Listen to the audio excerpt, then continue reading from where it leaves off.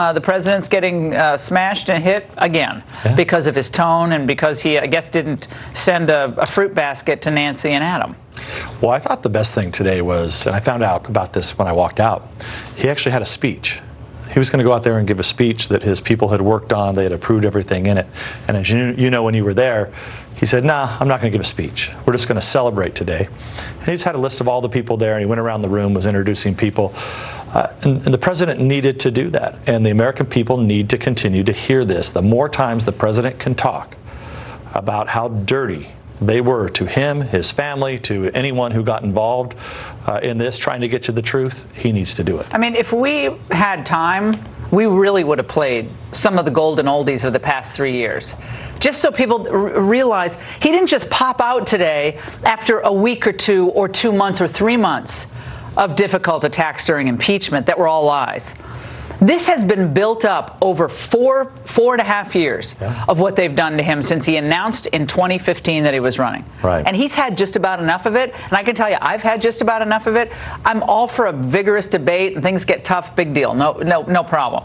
But when you say you're guilty of treason, you're working with Vladimir Putin, you're running a criminal enterprise, and you go after Melania, and you go after his kids who gave up their own cushy life, who are working in the White House? Well, one thing we know, when they run out of ideas, they go to Russia.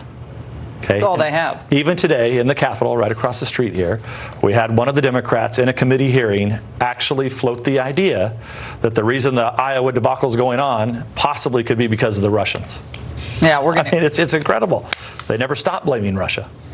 Well, today we had some of the other folks melting down. Nicole Wallace on MSNBC and a few others continue the tradition of what we shared with our viewers tonight. Watch.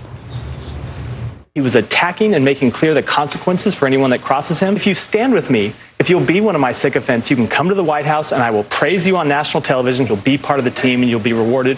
And if you're not, I will come at you with everything I have. So Andrew Weiss, when it's on a team, it's a mafia family.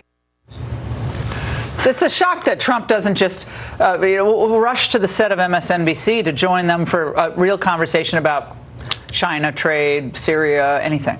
The most important thing that the president has done, of all the things that he's done are very important, but he's finally outed the media. The media in this town has been corrupt, and it took somebody like Trump to finally bring them out of their shell to where now they'll just openly go out. They'll tweet about it late at night. They get drunk. They send drunk tweets out, and they're vicious to him and Republicans. And I continue to try to get our Republicans to wake up in the Capitol. We should not be talking to the mainstream media. They are assassins. They're working for the other team. Today, Marie Yovanovitch, former ambassador to Ukraine, who Trump relieved of her duty, headline, "These are turbulent times, but we will persist and prevail." I'd always thought of that our institutions would forever protect us against individual transgressors, but it turns out that our institutions need us as much as we need them. They need the American people to protect them, or they'd be hollowed out over time, unable to serve and protect our country. Apparently, Marie Yovanovitch thinks that she has a life tenure right to be ambassador to any country. Yeah, well, look, there's a reason why she got fired, okay? And this is one of the things we could never really get out because we couldn't bring in witnesses. But, you know, we had people that we were ready to bring in that said that she was anti-Trump, espousing anti-Trump administration views while she was ambassador in Ukraine. It's her boss.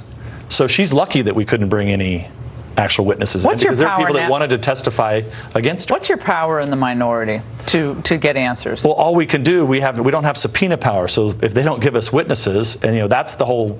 I mean, we talked about. You got to win. You got to win back. We got to win back the majority. You've got to win back. That's the ultimate punishment for what they've done. That is correct.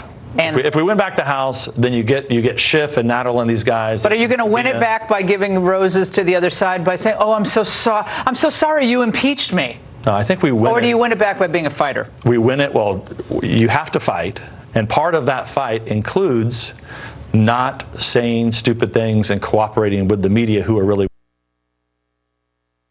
working for the Democrats.